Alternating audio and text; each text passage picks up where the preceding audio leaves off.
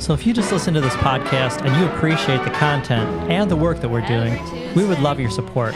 Look in the comment section of this episode, subscribe, rate us, comment. This gets our podcast in front of other listeners. And if you noticed, we don't have advertisers. For the cost of a cup of coffee, you can help keep it this way. Become a supporter right now. We'd appreciate it. I'm Jim the Yogi. I'm Rick the Beachman.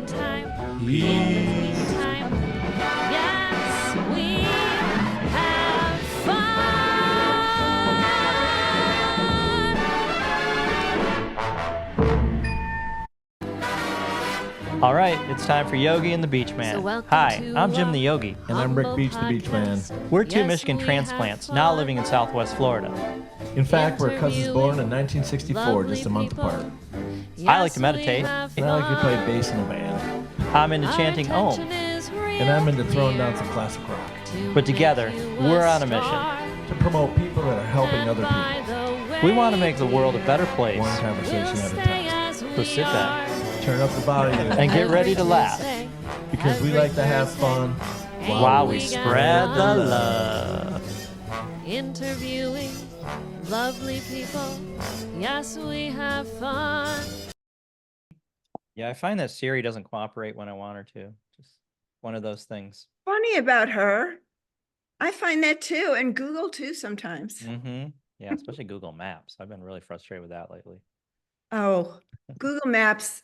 Does it take you on a wild goose chase sometimes? Yeah, a lot. Yeah, and I travel for my job, so I go house to house on appointments, and yeah, it's bad. I've been using Yahoo Maps and get made fun of because it's like Yahoo's like the new AOL to anyone under 40. But it never steers me wrong. No? Well, I use Apple Maps, and that's really good. But... All right. Nice to meet you, Catherine. Yeah, nice to meet you. Oh, yeah, I'm Jim. Jim the Yogi. Hi, Jim. Hi. And I'm Rick Beach, the Beach Man. Hi, Rick. We're cousins. We're cousins and a month apart in age. You look alike. Do people tell you that? They say I'm a little better looking and slightly cooler. Oh, okay. And that's definitely what he wants to believe. So I just kind of tag along on these yoga discussions, but I really am interested in meditation, and I was really looking forward to talking to you today. Oh, good. Well, I listened to about half of your interview with Nick Hebert. Yes. And it was really interesting. And was it? So I wrote down some questions. I took some notes off that to kind of expound on with you today. So I look forward to it. Nick was an interesting guy. Yeah, he was really smart. Really smart. Yeah, and it seemed like it. Really interesting spiritual experiences. It was cool. It was cool. And he's still he went to Thailand, and he's been texting me. It's really fun. Hear about his trip, and yeah. He's a younger guy too, probably early 30s or late 20s. I didn't ask him, but he looks pretty young. Yeah. Yeah. Like me, right? And you're really young too. Yeah. Well, most of the people that you find in this realm and this field are not. It was kind of interesting, I thought, and I'm limited experience once again, but maybe guests that we've talked to that are in the meditation or hypnotherapy type thing and self-healing, they seem to be a little older, so it was kind of refreshing to see a younger soul. Well, this is what's so cool. I mean, we can get into this, but about our day and age is that there's so many young people exploring the spiritual path and meditation and yoga. But of course, who you're going to talk to are the older people that have been doing it a long time, because they can speak to all the ins and outs and, the challenges of practice and, their experiences. But the young people, it's phenomenal to me. Because when I was young, I didn't know anybody doing this path, nobody. And now, I just everywhere of course, I live in Boulder, Colorado, so that's a little different. But everywhere I turn, you talk to somebody that's on some kind of doing yoga or some kind of a spiritual path or some kind of a meditation practice. It's pretty great. It is. It is. It seems like maybe there's been even an awakening in the past couple of years. Maybe, and maybe I'm just seeing it because I feel that that's where I've went, uh, as far as eating better Mm, and just being more aware of what I'm taking in my body and mm, my mental state and how not to get caught in mental funks of negative thinking and how that affects you if you do. Because Mhm. I would mm. really subject myself to get in a negative thought pattern. And the next thing you know, it's a whole weekend goes by and I just, and I really never looked at it as being depressed, but now looking back, I think maybe I was and didn't even know it. Mhm. Uh, All right, because I let's was roll. never that victim. What? Let's roll. Oh, I thought we were rolling. No, we didn't start yet. Oh, well, we can certainly use that. So That was really That's okay. good. I mean, that That's what I was brings thinking. up some interesting. Hold on. Let's do our introduction, then we'll get started. he'll back up and move it around a little We're bit. almost 10 minutes in. We All haven't right, let's done our rock and roll. introduction. Welcome to Yogi and the Beachman. Today we are with Catherine Corona. Catherine has a doctorate in spiritual science. She's a filmmaker, author of the book Tapping Your Spiritual Source. She had a #1 album on the New Age chart, The Voice of Stillness. Catherine, we're pleased to have you. Thank you so much for joining us. Oh, I'm Jim thank the Yogi. And I'm Rick Beach, the Beach Man. Nice to meet you. And again, thank you for being here. Glad to be here. I like your whole vibe you got working behind you. You got plenty of natural sunlight. We got the harp back there. You're the first guest we've ever had with a harp For sure. in their room behind. It's beautiful, beautiful house. Oh, nice. And you're in Boulder, Colorado, correct? I'm just north of Boulder, Colorado. Yep, I live on Okay. a farm out here, but I'm close to town. So yeah. Very nice. What's your weather like out there in Boulder? Oh, it's cold because it Yeah. is winter, but it's bright and sunny and not a cloud in the sky, and so it doesn't feel cold. Colorado Yeah. weather is. I mean, I guess that's why we live here, because we can do sports all year long. Yeah, for sure. Yeah. Yeah, it's cold here today too. I think we're only getting up to 69. Where are you? We're in 69. we're in Port Charlotte, Florida. Okay. Okay. That's right. Of course. Now I remember, because you're the We're- beach man. He's the beach. Well, only because my last name is Beach. Well, yeah. So, but I do love it, like going there. And that's one thing you get so, we're 20 minutes from between 20 minutes and 40 minutes from some of the nicest beaches in the entire country, if not the world. You just Oh. get used to it and you take it for granted. Mm-hmm. It's been probably 6 months since I've been to the beach when I could go there and just chill. And once again, before we started, we were talking about your interview with Nick. And that was one thing that you had brought up, that if you can't get into a meditative, and it made me think of this. Meditation is different for different people. It might be and I'm quoting you or, paraphrasing, it might be the forest or there might be the beach or it might be sitting in your backyard, listen to the birds. It could be anything you want it to be to get in that headspace. Exactly. Well, I think some people think to have a connection, either to calm themselves or to have a connection with their soul and their spirit, they have to sit in cross-legged, and do some fancy breathing technique. And that's all good. And those are all ancient practices. But a spiritual practice that's meditative, a practice of stillness, can be anywhere. On the beach, in a forest, anything that connects you to your true self, to your soul, to your spirit, whatever words you want to call it, and is elevating, right? Is elevating to your spirit. And so I know people would come to me knowing, I guess they knew I was a meditator, and say, can you show me how to meditate? Can you teach me how to meditate? And for years I would go, no, I can't. No, it's so personal. But over time, I realized that at least I assumed they were really asking me not just about meditation and they were also saying, I can't sit still, or my mind goes and goes and runs and runs. And I thought, yeah, they're really looking for something. They're really looking for a connection to their true self or their soul, or that place of elevation, of of what's eternal, of what is bigger than ourselves, a way to transcend what I call transcending physical existence. And that can be done on the beach, in the forest, as well as sitting in quiet, quiet repose, or, in a place of stillness. You can do whatever for each individual opens your heart and to that channel that goes beyond our physical existence into something that's more expansive.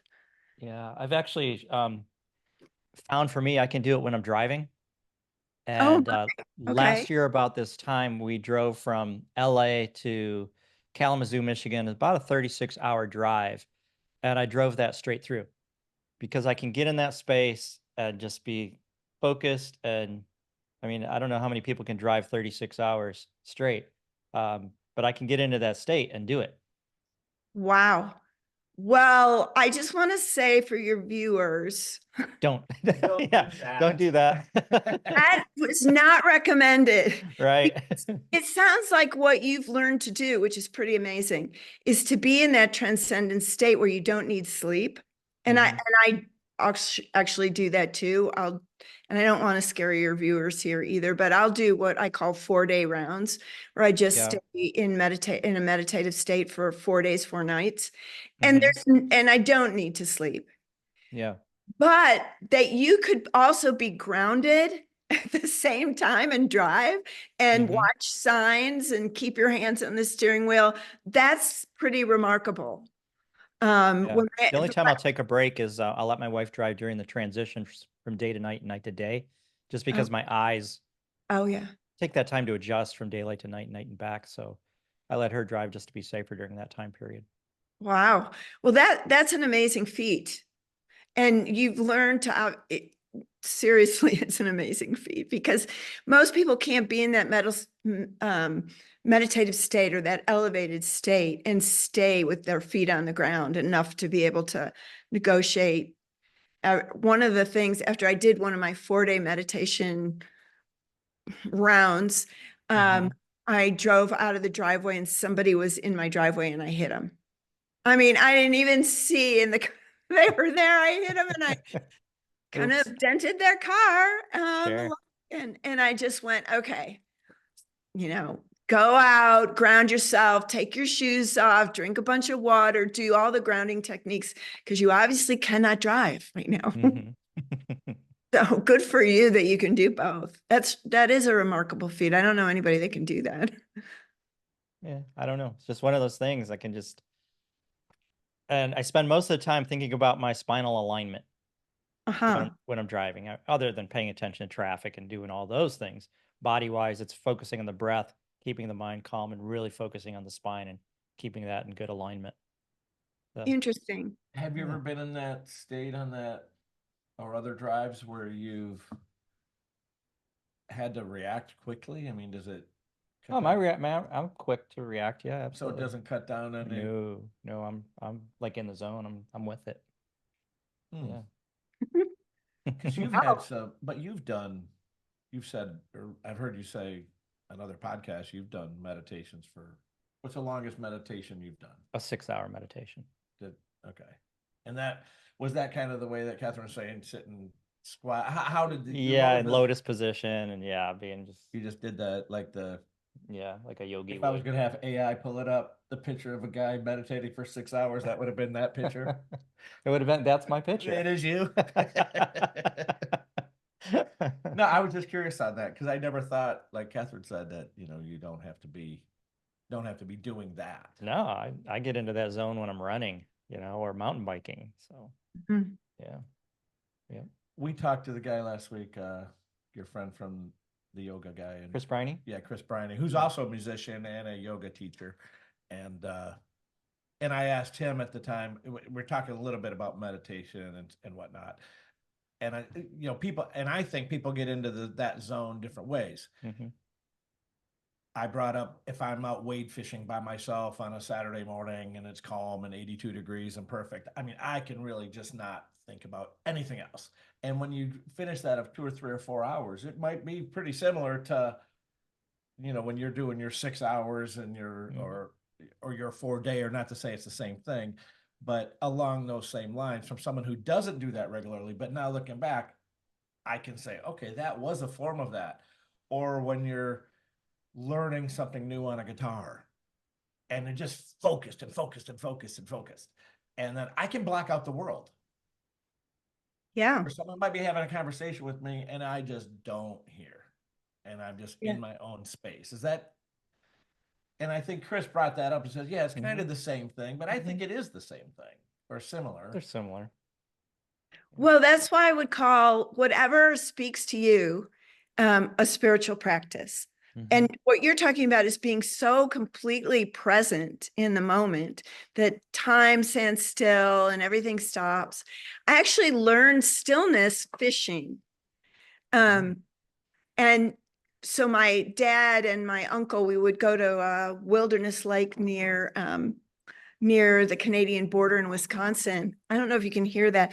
I didn't go to my cat is playing with a ball and making some noise, and I didn't get to go to my studio today. Okay. But to be in the boat, the kids had to be completely still. And that didn't just mean quiet. It meant not moving our feet, because the fish would hear the vibration in the water if you moved your feet on the bottom of the aluminum boat. And then we had to learn to row. We would row while my dad was trolling for muskies, and we had to row with just barely touching the water. And so this was a big privilege, to go in the boat with my uncle and my dad. So we had to learn as kids utter stillness. And so I'm getting goosebumps. I think it set me up to learn how to be so deeply quiet and still. And so that was a meditation in the fishing boat. But there are levels of consciousness. Okay, so there's different levels of consciousness to become aware of in the inner life, in the inner journey. So you can be completely present in the moment, in the physical, by fishing, or with me, I do horseback riding, where you have to be completely present and aware, at least with my horses that are not dude horses. And then there's the physical level, there's what's called the astral level or the imagination level, the causal level, which is the emotions, the subconscious, unconscious, which is called the etheric in metaphysical terms. And then there's this great mirror. So when you're meditating, you can lift up through these levels of consciousness to the great mirror, which reflects back to yourself. And then you can go through that mirror up into the higher levels of consciousness in what sometimes is called the soul levels or the spiritual levels. When you're in meditation in that state, probably you're not going to be driving. You're probably not going to be fishing. You're probably, because you're so completely transcended your body, if that makes sense. And I'm wondering if you can still hear me, because I don't see you anymore. So, since we were so rudely interrupted, I think you were talking about the different levels. I was talking about the levels of consciousness in metaphysical terms, but you can travel them in your meditation. So just to recap, we have this body, this physical, then our imagination, which is called the astral in metaphysical terms, the astral level, the emotional level, the causal level, subconscious, unconscious, and then up into the soul levels. And there are many levels in the soul level. They say there's 29 levels. I don't know that. They? Don't experience. Many traditions. Okay. Use those 29 levels. I mean, I think even the Masons do. And that is to go into source. So when you're one way to practice meditation in terms of a transcendental meditation is to go through all those levels, through that cosmic mirror and up into the soul levels. Those levels we don't have any reference points for here, but it's the world where we come from, right? It's our eternal nature, our eternal self.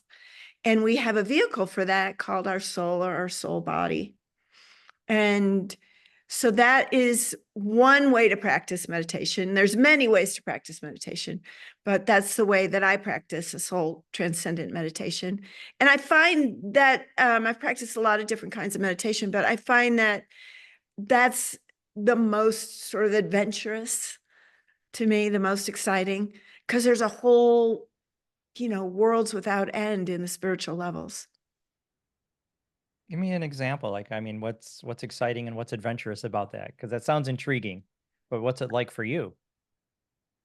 For me, there's different sights and sounds than here on this physical planet. You get an experience of where you're going to go when you die. I know that's a very bold statement, but it's taught in Hinduism and the Vedas, nirvana. It's taught in Buddhist meditation and Vajrayana teachings, that line of Buddhism, and that we can know where we go before we drop this body. And so that's one of the things that's exciting.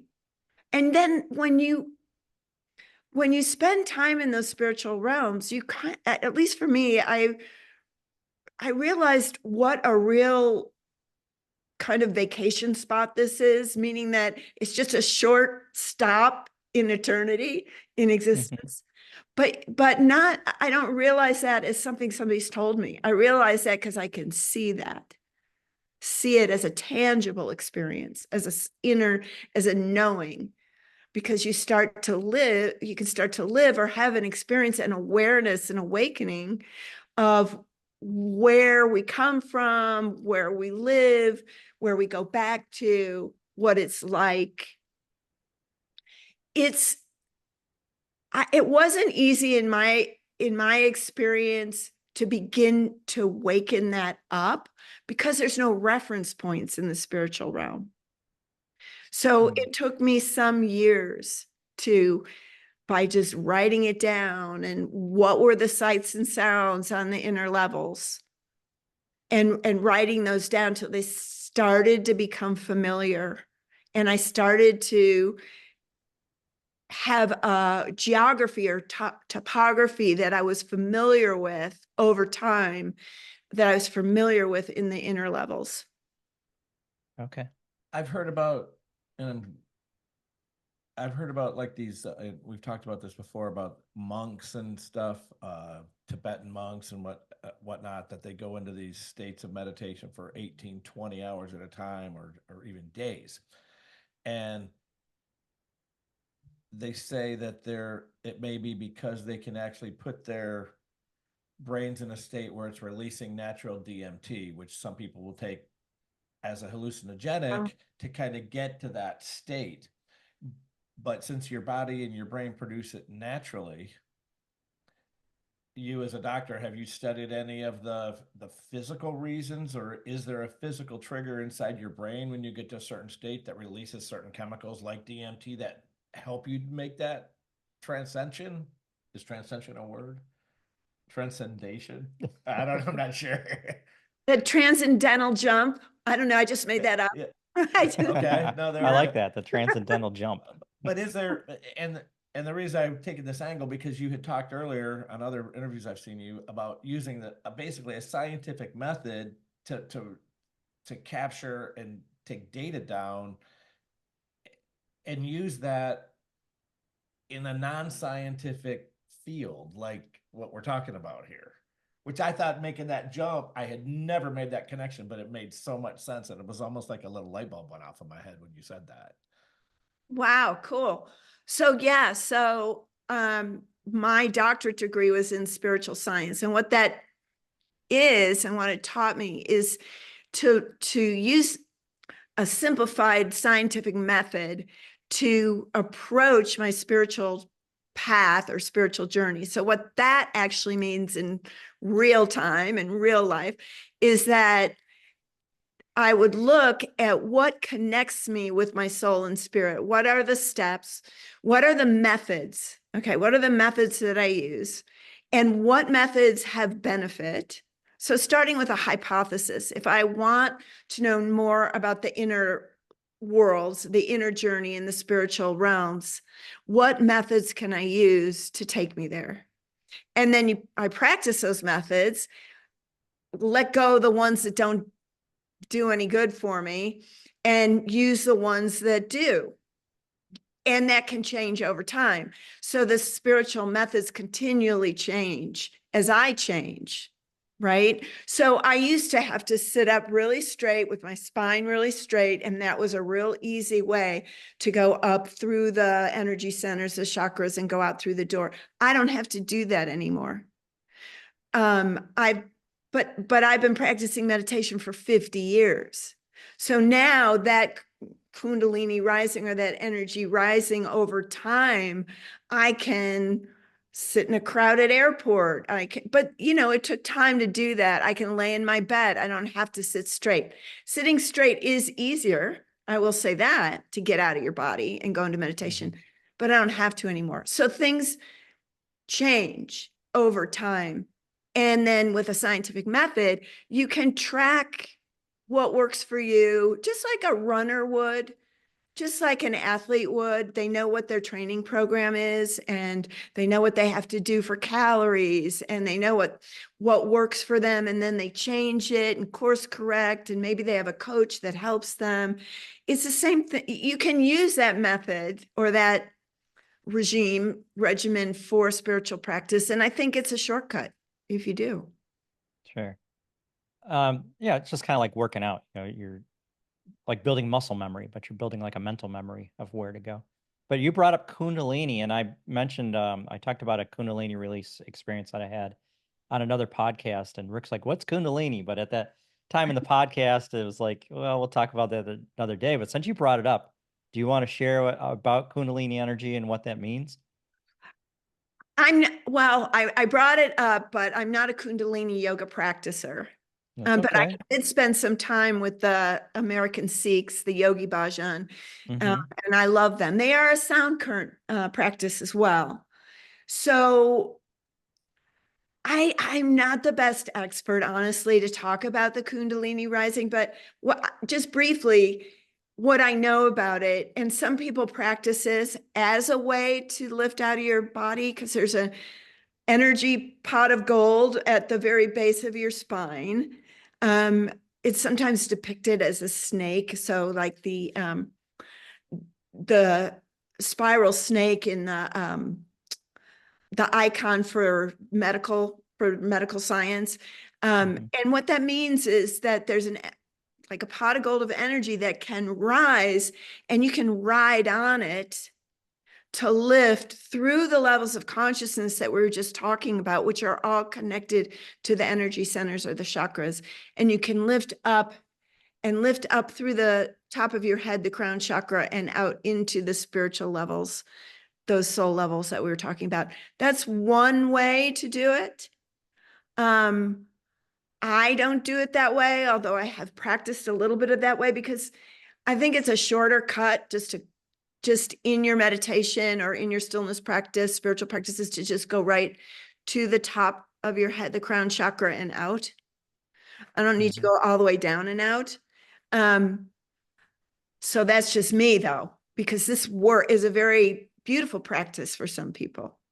Gorgeous practice for some people. Yeah. Yeah. I wasn't practicing Kundalini yoga when I had my Kundalini release.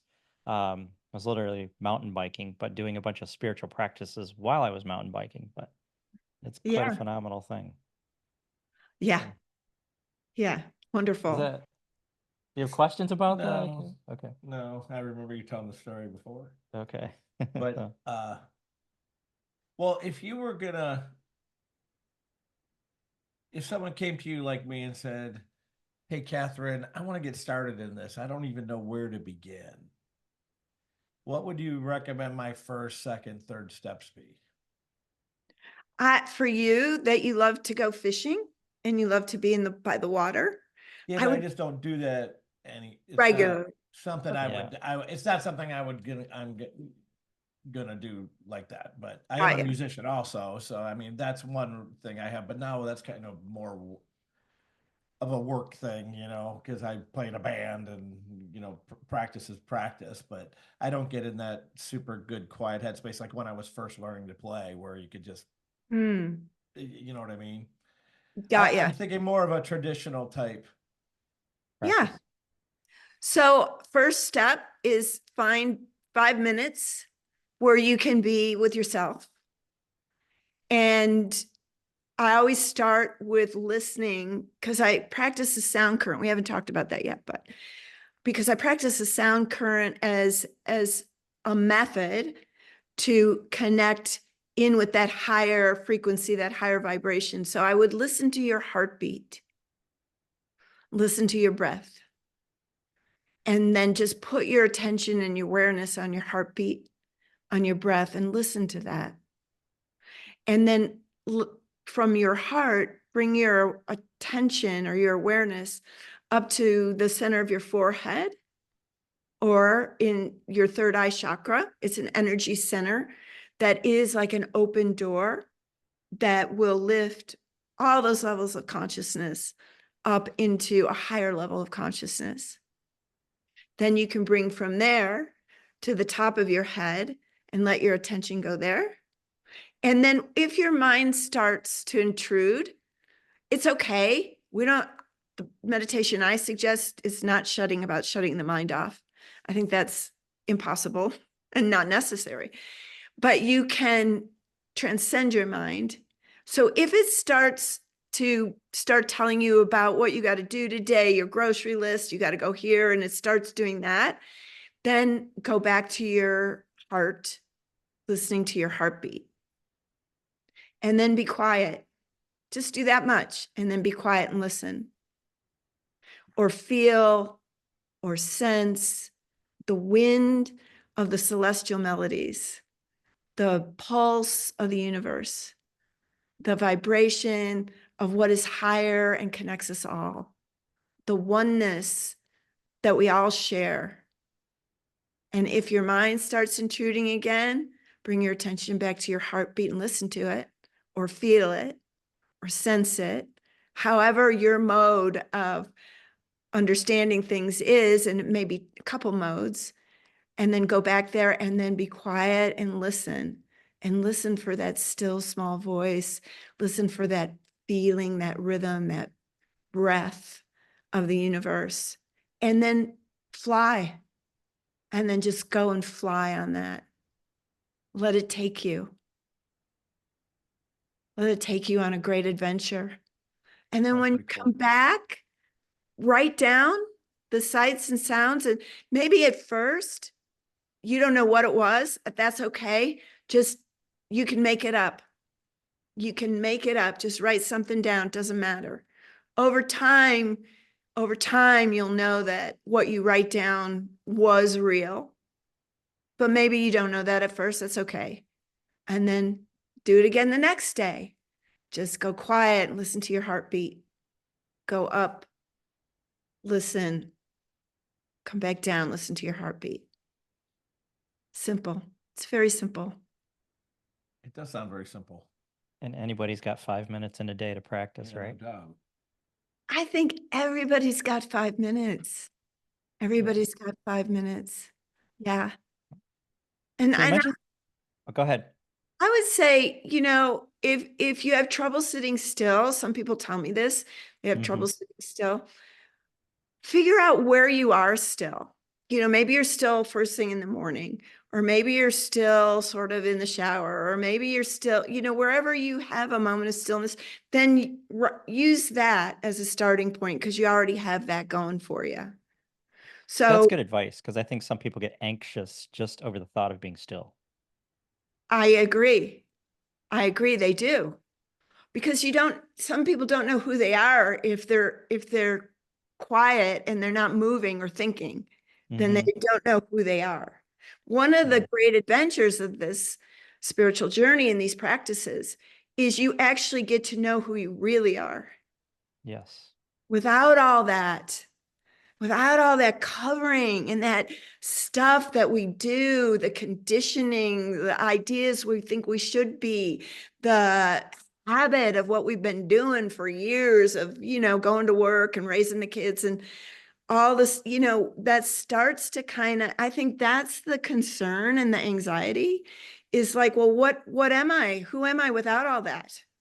I don't have any strings of identity to recognize. But that's where it gets really interesting, because that's where you meet your real self. That's when you meet your real, true self. And you can have a relationship with that self until you and that self become one again. And then you walk in that. And it's a holiness. It's actually a holiness.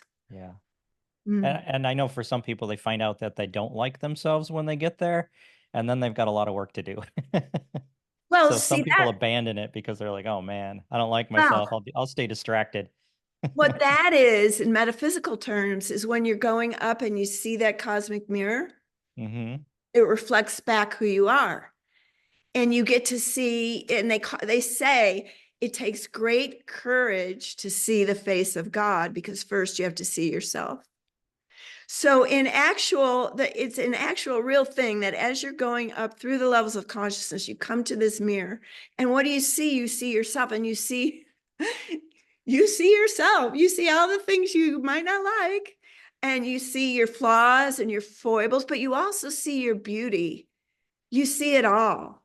And then you get to learn what they call the first law of spirit, which is acceptance.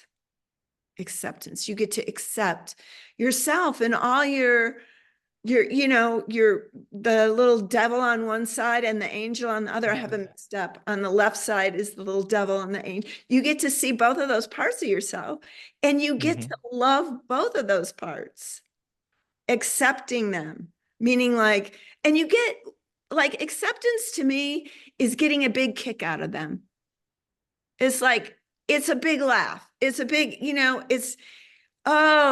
I get really grouchy in traffic. I am so funny. You get it. When you get into that place of the heart, you just really enjoy your own self, the good, the bad, the foibles, the crazy personality things. And what's interesting about that is that then you do that with other people. You get a big kick out of everybody and love them just for the way they are. And all not just people, but all the crazy situations in life and society and the things that go on. And it just becomes, all the world's a stage. And we know that song. Oh, you know that song? By Rush. Yeah. I think what you're talking about brings a lot of joy in life too, because you're less judgmental and you're just knowing that it's okay. It's just part of everything that's going on. And you can see the beauty in all of it. The beauty in all of it, and all the places that we learn and grow, because they all reflect that too. That mirror of consciousness reflects all the places that we still are learning and growing. And that becomes a shortcut too, because then it's really in your face. And you go, okay, well, I have responsibility now though.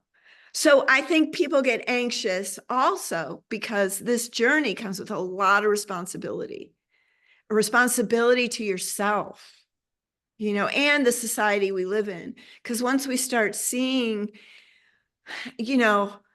these beautiful things about ourselves and the foibles and the flaws and the funny things, we get a responsibility to try to make it better. Accept it, not try to make it better by changing it, but by holding in that place of loving, because that changes everything without much effort. Yes. Yeah. You had mentioned a little bit ago about sound current and said you wanted to come back to that. And I'm so glad you. I was going to say that, so I'm glad you did. You had it written down too. Right here. Me too. Yeah. And you're a musician, obviously sound currents, and I know I wanted you to talk on Nada yoga as well. So my favorite subject. Nada yoga, or one of the very first yogas, is, well, so everything's created out of vibration, right? We know this. The scientists, the physicists teach us this. Everything has a vibration, and that can be called sound, because it is sound. It can be light and sound. And each of those levels of consciousness I was talking about has its own unique sound. And so do we. I just had this ultrasound on Monday for a blood clot of all things. And I was amazed of the sound. Like, the technician turned the sound of the body up, and you could hear the vein that they were ultrasounding, which is sound. It has a sound. So everything has a vibrational frequency and a sound. So in meditation terms, or in spiritual terms, you can attune to that, align with that. Attune is a better word because it's music. And these sounds are music. They are musical, at least the way I hear many of them. So in yoga, of course, those of you that have practiced yoga, many classes end with the Om. That's a vibrational frequency that we can utter, that we can mimic, but it's a universal frequency out there that all the universes and stars emit. So why do we practice Om? Because somebody heard the Om in creation and then repeat it. And each level of consciousness has its own sound, just like each part of the body has its own sound, vibrational frequency. And by attuning to that, whether you hear it, feel it, sense it, you can ride it. And that's the sound current. It's like a current. It's a current that you can just, like a river, you can put your toes in or just jump in, and it's warm and it's cozy, and it's one of those soft, lazy rivers, and you just ride in it. And it'll take you, to the mysteries. Yeah. And I think I used to tell my students that, luckily we have a small audible range, because if we heard the sound that everything was emitting, it would drive us crazy. Because there's so much sound. I mean, we just hear a small range of sound, right? But if we heard sounds from everything, our desk, our floor, our walls, the sound of it. Oh, you mean like the natural frequencies of Yeah, stuff? we can't hear the vibration of everything, right? Down to the atomic level. No, of course not. Because it would literally drive us mad hearing all of that. I mean, just when you're in a lot of chaos in a subway, for example, and there's so much noise, or in a stadium. I mean, that's a lot for some people. They're going into a bar with a lot of noise. Yeah, I can't do it. Yeah, if you heard everything vibrating, it'd be like, whoa, overwhelming. Cacophony and a lot of dissonance in that. And the dissonance is what's so uncomfortable. But you can, as I'm sure you know, you tune yourself like a radio. You tune to what you want to hear. And that is a facility that you develop more and more of over time. So in meditation, or in stillness practice or spiritual practice, I want to tune myself to the highest vibrational frequency that I can attune to. And in that, it's the unstruck sound. It's called the unstruck sound in Sufism and other ancient practices. It's silent. It's a hard one to explain because it's silence. That's not silent, but you can hear it. Or then it gets now it's like a naturally occurring frequency that you can hear in silence. Is that kind of what there's many of them. Yes, that's exactly right. There's many of them depending on the level of consciousness. And then it's written about and spoken about in many, many, many traditions. The sound current is practiced in many traditions. Sufism, the Baul, B-A-U-L, which is kind of a blend of Sufism and Buddhism. They're a small sect in India.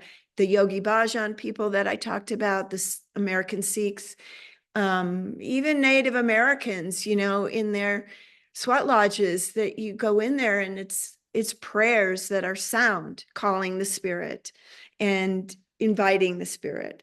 So that's another thing I forgot to mention to you. Where do you start? One of the first things I do is invite your own spirit and a greater spirit to be with you in that time of your meditation. So one of the sounds that I like to chant inwardly, I like a mantra meditation also. We haven't mentioned that, but is a sound current meditation, which is using the HU sound, HU. So they use this in Sufism. Sufism is a esoteric sect of Islam. And the HU, Ekankar uses it and many others. It's like Om, but it's sort of a more, to me, I like it better, and I will chant that inwardly and then be quiet and listen. And that's a really good technique for your mind. First of all, it brings that energy, that vibrational frequency of all creation that you can then ride on, as in the sound current. You can then put your toes, your being, your consciousness in that flow of energy, in that beautiful sound, and ride on it and HU, and then it'll take you to even more sounds in the upper levels. HU, the sound of, pronounce it again, how you're making I that sound, the resonance. I pronounce it HU. HU. You'll hear Sufis pronounce it HU. And you can hear it, and I cannot mimic it. What I hear, I cannot verbalize it. It's so subtle. It's almost like, ooh, kind of. So I just say that for your listeners, because when you hear it, it sounds like who or HU, but not quite. So, but that's the best our vocal cords can do that I've ever heard. But yeah, it's beautiful. You can see it on YouTube. You can hear people chanting the HU. You can hear some Sufi chants with HU. Allah HU. Aramaic Christianity, God's name is Allah HU. So it's a name for God.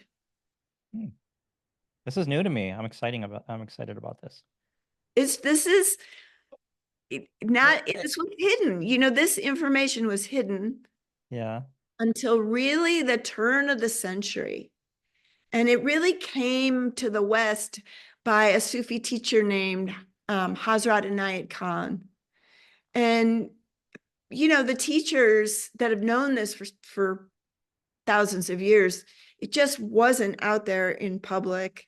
And now it is. This is an exciting time for us and I'm talking about it. You know, there was probably a time when if I was talking about this, I'd be taken to some kind of horrible prison and burned at the stake. Burned at the stake. You witch. Well, it really intrigues me because when I can listen to, and correct me if I'm off on a weird tangent here, but I can listen to any type of music. And I don't think everybody could have this, but not many people do. But I can literally listen to any piece of music and pick it to pieces. I can hear the cymbals, I can hear the keyboards, I can hear the background harmonies, and I listen for it, and I've trained myself to listen to it over the years. So now, is that kind of in the same thing that you can train yourself to find these sounds? Yes, you can. So yes. And with that experience that I already have, kind of in a novice situation where I already have the ability to pick these things out in a musical sense, am I making that? Is that a connection that should be made, or am I off track on that? Yeah, you probably have an advantage because of your auditory training and how you've trained yourself. Now, one of the things is that you listen with your spiritual ears. So you don't really listen with your physical ears. But just like, you know, when you're having a daydream, right? You've created an imaginational daydream. You're looking at something that can almost seem real or sort of real, that it's an inner process. There's nothing real with a daydream. It's in your mind. This is not in your mind, but it's super physical, you might say. It's or supra-physical. So you've got your ear trained. Now just go deeper. Just go deeper with your hearing. And the only reason I made that connection is because sometimes in certain places, certain situations, and I might be more open to it than others, where there is there is a transfer. I mean, I can feel it in my head. It's not anything that lasts a long time, but it's momentary, maybe 30 seconds. And I never really even thought about it this way, but it is kind of like a ride. Yeah. Where I feel the hair on my legs standing up and I just feel energy. Yeah, exactly. You got it. But I never really made that connection before. Well, I would say that every person has had an experience with the sound current or with the transcendent spiritual energy. They just never made that connection. Nobody ever pointed it out to them. Nobody ever showed them. So once you get to that space, and like I said, for me, it's a limited amount of time. Sometimes it happens in church when the music's going on because they have just a phenomenal music section there. Sometimes it's when I'm just might be listening to a song and it has a droning in the back, or it kind of gets me in that state of mind where you have that constant vibration. You can just feel it. But I do find it's better if I can feel it. If I could, like if I have these on my headphone, not so much. But if I'm in a live music setting and I can feel it, there you that's go. when it happens. Well, the sound is all around us. It's everywhere. It's everywhere.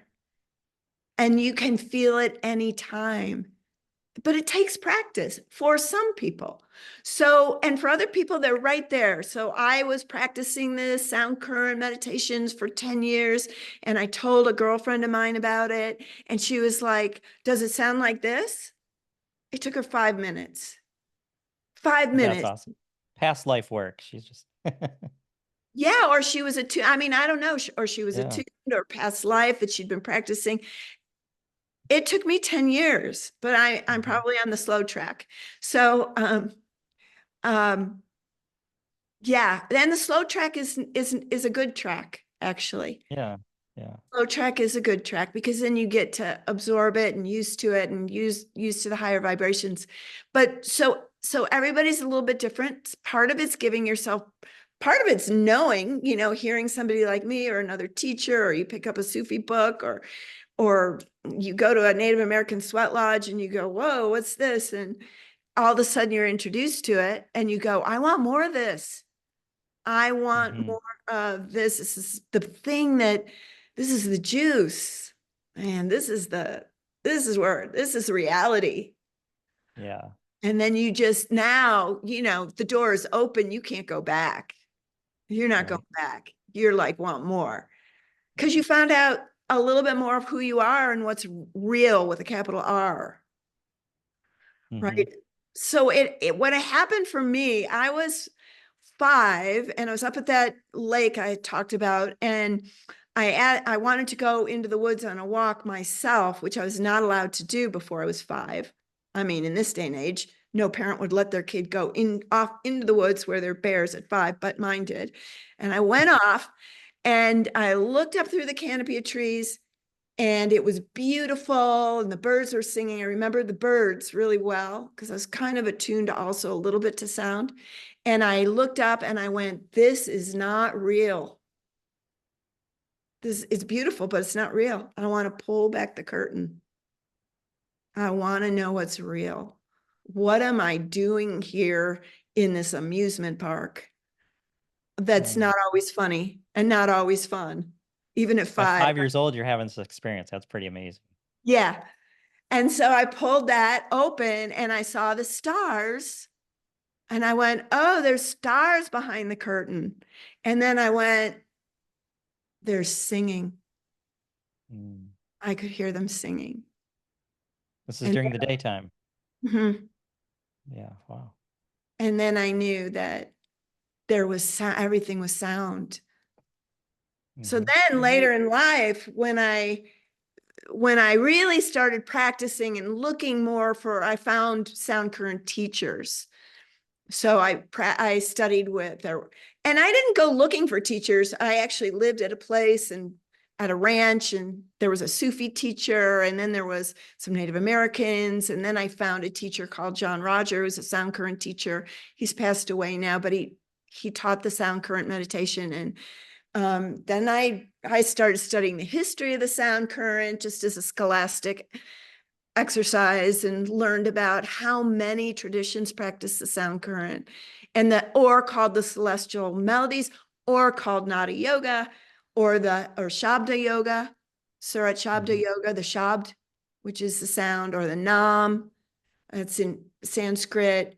And I learned that it was ancient, and yet present, because we're living in this day and age, right? We're living in this day and age, and we live our lives, our everyday lives, working, doing our thing, and yet we can live a great spiritual awakening and awareness at the same time. Absolutely. I've done a lot of work with Om, so I'm excited about the who.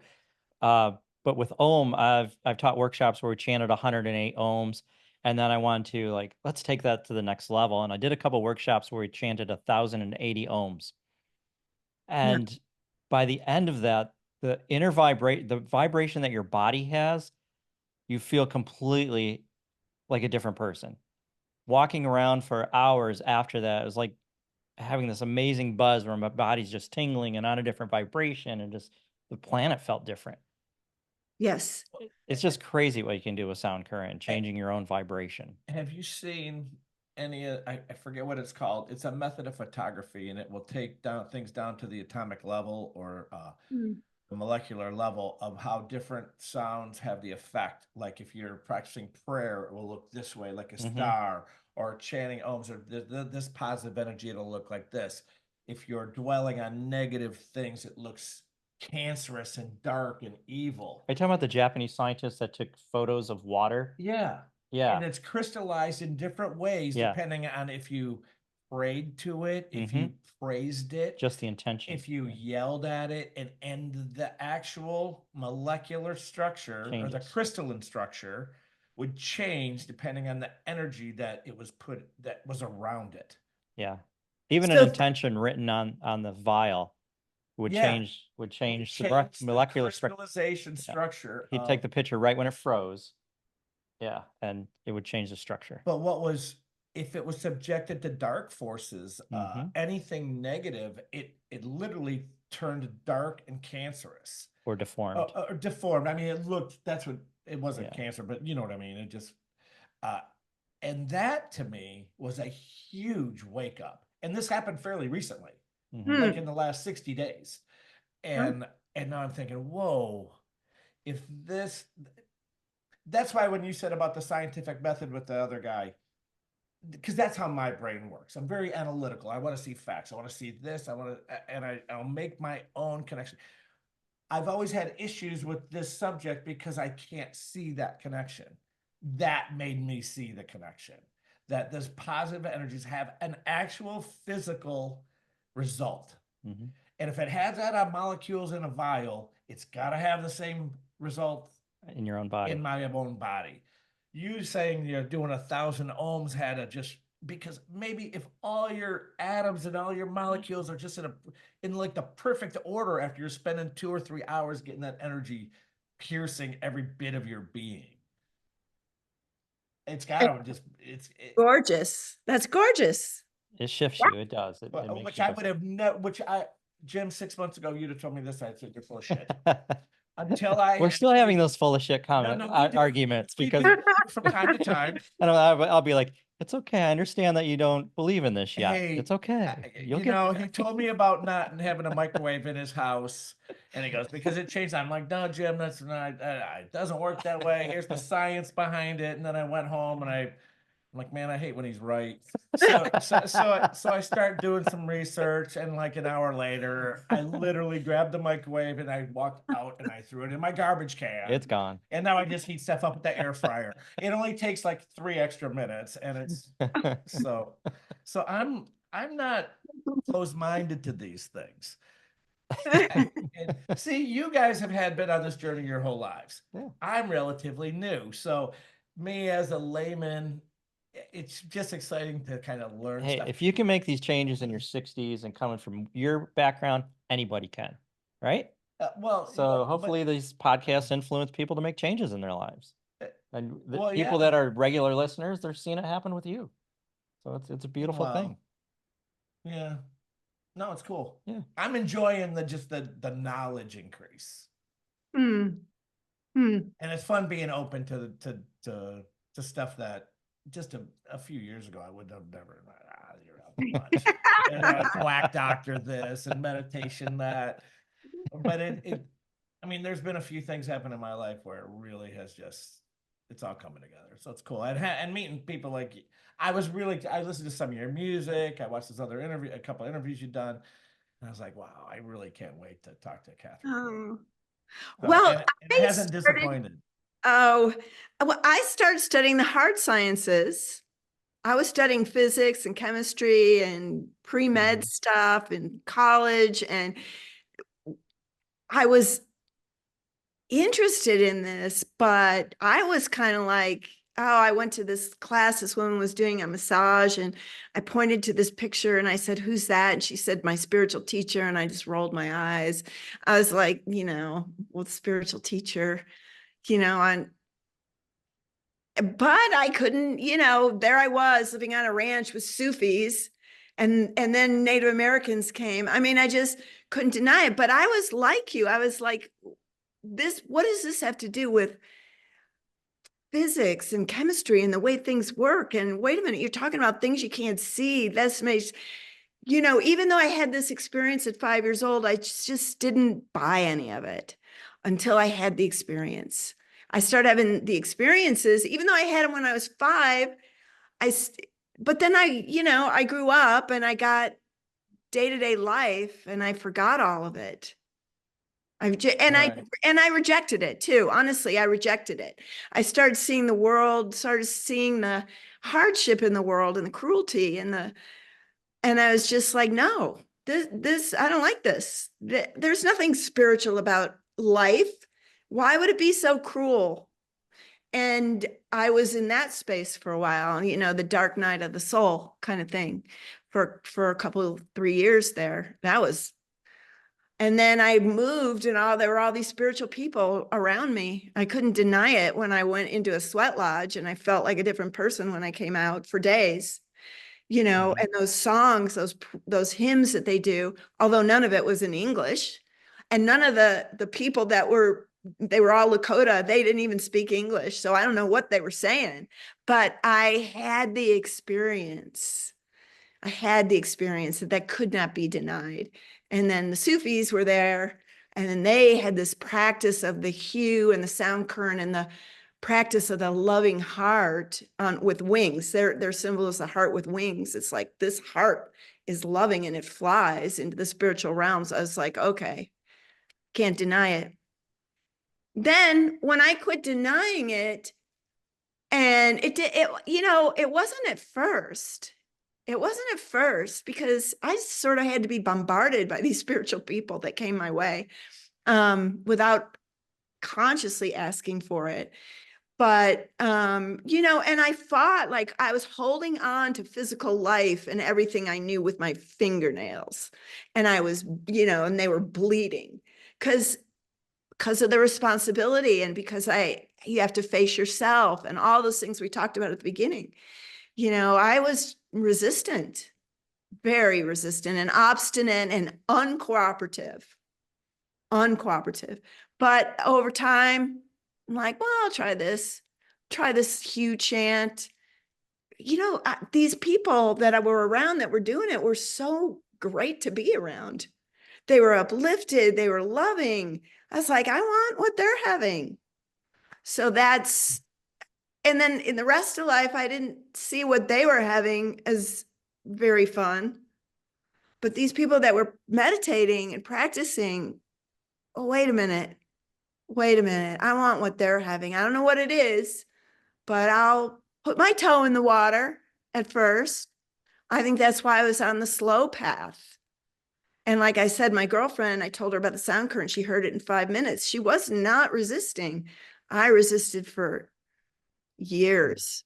And then, I'm on the slow path, but So it's okay. We're all at where we're at. And I started, like I said, in the hard sciences, and then then the invisible, what is invisible, you realize is not invisible anymore.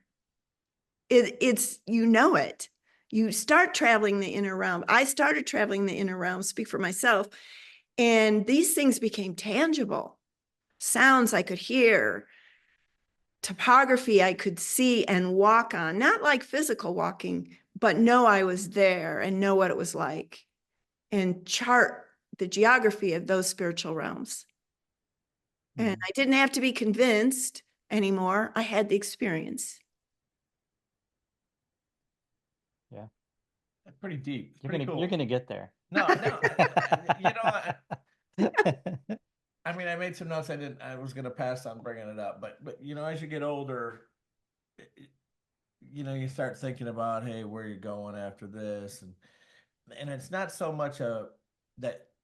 I mean, everybody knows you're going to go, death and taxes, but like you said 45 minutes ago, when you had that first experience, it got you to a point where you didn't fear it anymore. You knew what was on the other side. You knew that it wasn't over at that point. And I think that's really got to be helpful for just your overall mental state, number one, and helping other people achieve that is pretty cool too. Just getting over the fear of dying. Yeah. Yeah. I wouldn't really say I have a fear of it, but I know certain people that have certain hallucinogenic experience with with hallucinogenics and mushrooms and whatever, say that, or DMT especially, say, hey, it's just an artificial chemical way of the shortcut probably to get to that other side and have that experience where you can no longer, you just know that there's something else. Mm-hmm.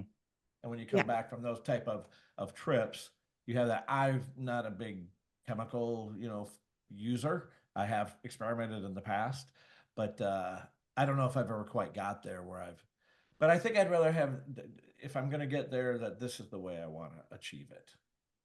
Well, that's, inside my own head. That's where I was at too, because I grew up in the 70s, 60s and 70s. I mean, hallucinogenics were all over the place and considered good. This is fun, or whatever.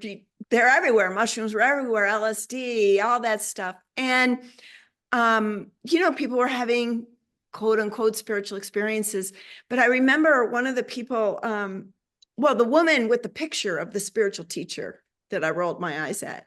And I said to her, because people were doing LSD, mostly LSD all over the place that I knew in college. And I said, do you do that stuff? And she goes, why would I do that stuff? I have those experiences all the time. And because she had a sound current practice. So I went, yeah, that's for me. I don't want an external substance. I want it organic. I want an organic experience. I want to be able to repeat it like a spiritual scientist. I want it to be repeatable. I want to attain that myself. I don't want to use an external substance to get there. And I did, back then, I did do LSD and mushrooms and all that stuff. And I can tell you in my experience, they don't go very high. Now, if you've never had an experience like that, you'll think that's pretty high. But having a sound current practice and a soul transcendent meditation practice, I can tell you from my experience doing LSD back in the 70s and mushrooms, and there was some other thing I did. I didn't do it very much because I talked to my friend and she, but it was not anywhere close. Those experiences opened some doors. I would think they would open now that I know the different levels of consciousness and traveled them. I would guess they went to the upper levels of the astral realm, but they didn't go much higher than that. Now, those levels look amazing to people. And at the time, they looked amazing to me, but not anymore, because now I know there's greater levels. And the other thing is that they keep you, it's a physical substance that keeps you in the physical material plane. Now, I know a lot of people don't want to hear this because they can take, I mean, I did, you know, take one of those and have this experience, but it's really, it's not very high. It looks high, but it's not very high. You can get lost in the astral. The astral can get beautiful, beautiful, but you can get lost there and stuck there. And there's just way more refined, subtle oneness that you can go to that I think you have to connect with, that the sound of creation to get there, not through a substance. Substance is only going to take you where the substance originates on the spiritual magnetic Right. planes. Yeah. But it, you know, so that's my 2 cents. And I know people don't like to hear that, especially the younger people that like their mushrooms. Well, But I'm an older guy, and I still enjoy mushrooms now and then. there's also, you know, there's a thing, and you're probably not going to want to hear this, but when you can start to see the subtle bodies, Mm-hmm. the people that do some of the external substances, they have little rips sometimes in their matrix, in their auric matrix. There's just these Interesting. little rips. And because those drugs rip you open. That's like how you get to see stuff instead of the organic way. But Yeah. I think that's enough of that, because I'll just get people pissed off by saying that my 2 cents. Well, I mean, I didn't I don't mean think so. to go on but there's some encouraging things happening in the research of those of MDMA and other hallucinogenics for people with PTSD, Mhm. where stuff, instead of feeding them the, you know, the Xanaxes and All the pharmaceuticals. all the pharmaceuticals, where, you know, you do a couple of trips and maybe it just gets them to that first round, but they would have never got there ever in their whole lives. But maybe it's a first step where, and it's been really positive, and on what research is allowed to happen. But as we know, the drug laws back in the 70s precluded any research for 40 some years. Mhm. So, and who knows how much knowledge we lost by not going that route, just not in the recreational scene, but really just in the Therapeutic, medicinal. therapeutic realm and exactly. I think there's a place for everything. And I think, you know, I do think the earth has its medicine. I also think that you can heal everything with the sound current. Everything. I don't think there's anything that can't be healed. I don't care what the doctors say. I just, you know, I just had a blood clot on Friday, Saturday, Sunday, and I did, okay. Here, I'll give you, you want a healing technique from the sound current? Yeah, absolutely. Okay. So if your karma, you're right, you got karma, meaning that the cause and effect is clear for you to heal something. In the soul realms, the soul is perfect. It comes from eternity. It comes from the creator. It was created perfectly. It was created with all good stuff. It's perfect. When you can go into the soul realm, into that soul body, bring that energy and its sound, its vibration, its frequency, and bring it into your body, your mind, your emotions, all the levels of your consciousness. Nothing that's not perfect can be in the presence of the perfection of the soul. Nothing that's not perfect. That's If you have pretty intense. you have PTSD, this works in the emotional level, the mental emotional level. It works there. And if your karma is clear, meaning that's clear, you don't have to learn, meaning that that condition is not for your learning and you don't have to go through it for a certain amount of time to learn something. Right? So everything we're presented with, everything, an accident, a disease is meant, there's something there to learn. And it doesn't mean just one thing. So I had cancer 3 times. Right. The second time, or maybe it was a third time, I'm asking this friend of mine who had the same kind of cancer, had a recurrence. And I said, how did you, and she cleared it. And I said, how did you cure it? And she goes, well, I asked myself, what was I meant to learn? And I said, oh, you figured out what you were meant to learn. She goes, no, I'll ask myself every day. It wasn't just one thing. So I started asking myself every day, what am I meant to learn? What am I meant to learn? This is another tip for healing. And over time, and I had aggressive metastasized cancer. I was at MD, I couldn't even get treated in Colorado. I had to go to MD Anderson. It was so progressed. And I was just refusing it. That's one good thing about being obstinate and uncooperative. I was just like, I'm not having this. This is not the way I'm going to die. This is not a great way to die. This looks like torture to me. I'm not going to die like this. So how am I going to, what do I need to do? And this woman came, this woman, also a sound current practitioner, meditator, said every day. So every day I ask myself, what am I meant to learn? What am I meant to learn? What am I meant to learn? And every day I learned something. Every day there was something to learn. And that experience I told you about when I was 5, another part of it was I was asking inwardly. At the time I grew up Catholic, so I was really into Jesus at 5. My parents weren't, so I don't know how I got it, but I was. And so I was, Jesus, what am I supposed to do in my life? What's my life for? And I heard this word, compassion. But I was 5. I didn't know what that meant. I went to my mom. What does the word compassion mean? She looked at me like, I don't know. And then as soon as I could read in 2nd grade, I went and got the big dictionary and I looked it up. It was the first thing I did when I could read, was I looked up that word. But I still didn't understand it.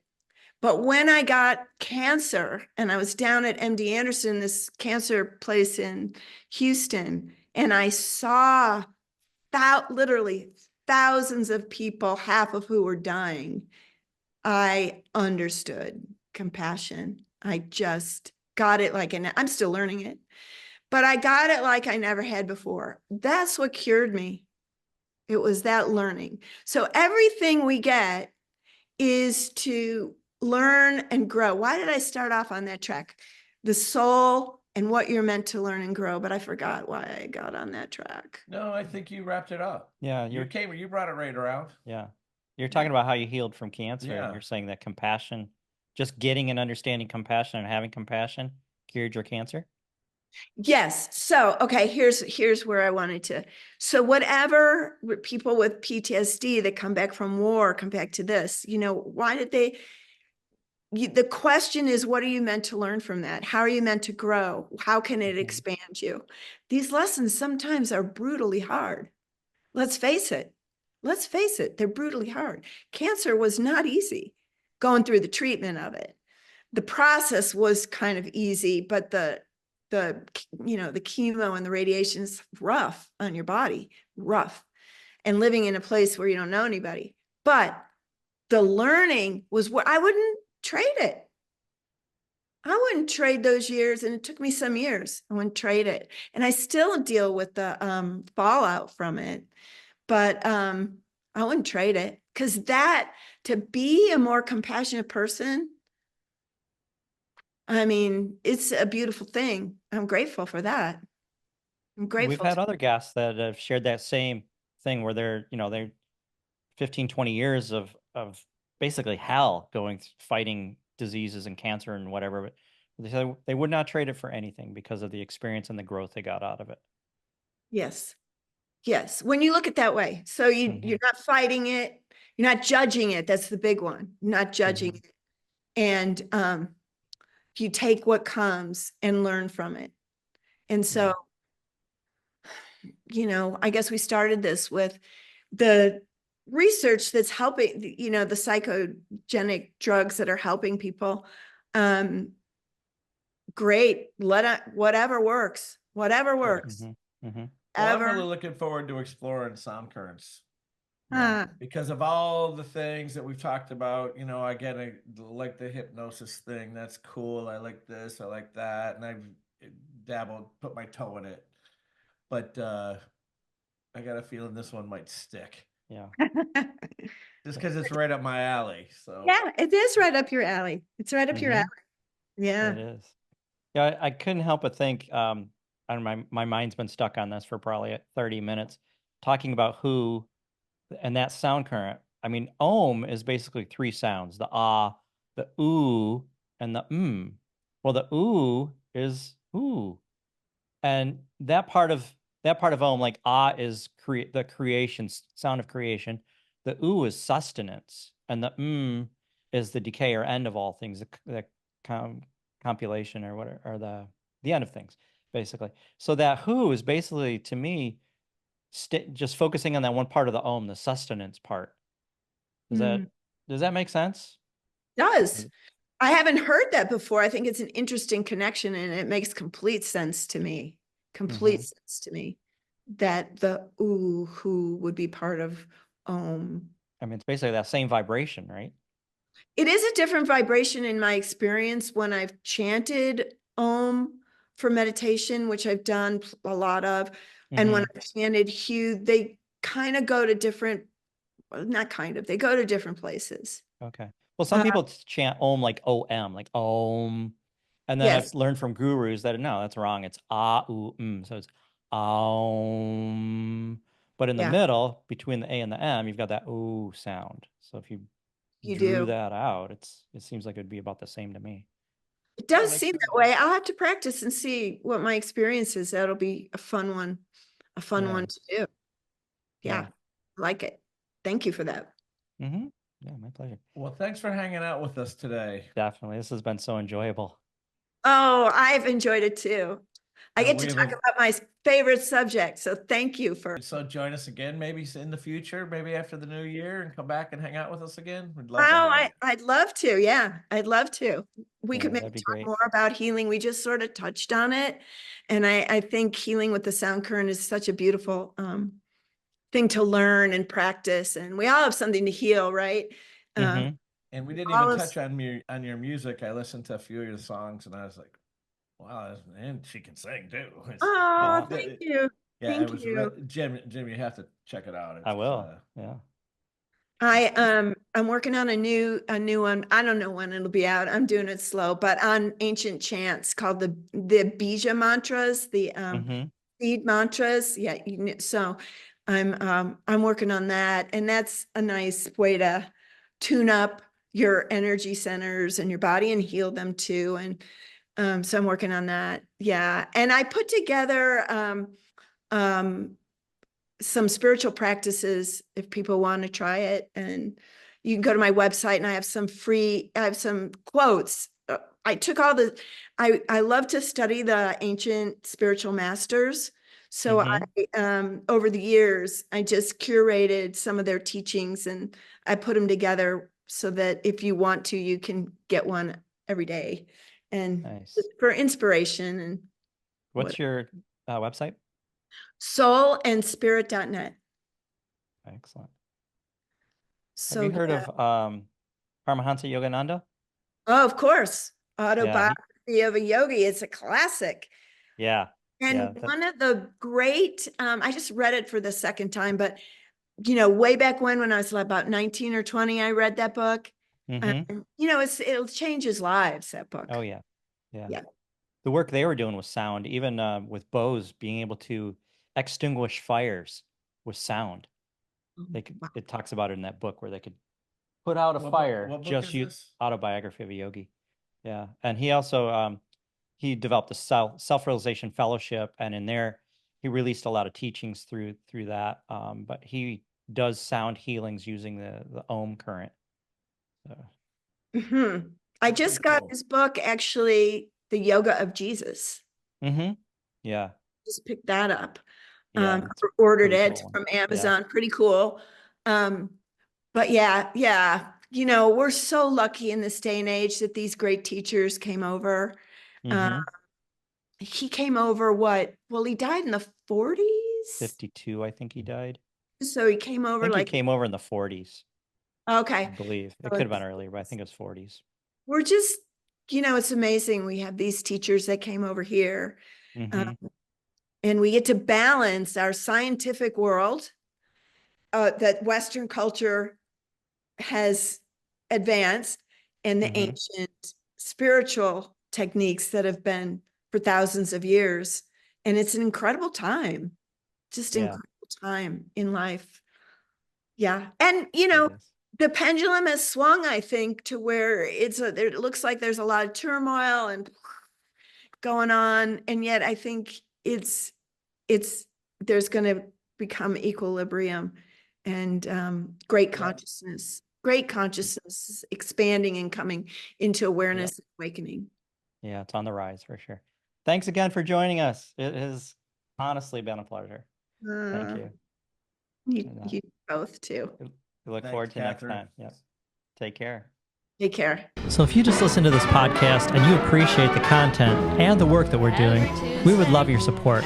Look in the comment section of this episode, subscribe, rate us, comment. This gets our podcast in front of other listeners. And if you noticed, we don't have advertisers. For the cost of a cup of coffee, you can help keep it this way. Become a supporter right now. We'd appreciate it. I'm Jim the Yogi. I'm Rick the Beachman. Meantime, Peace.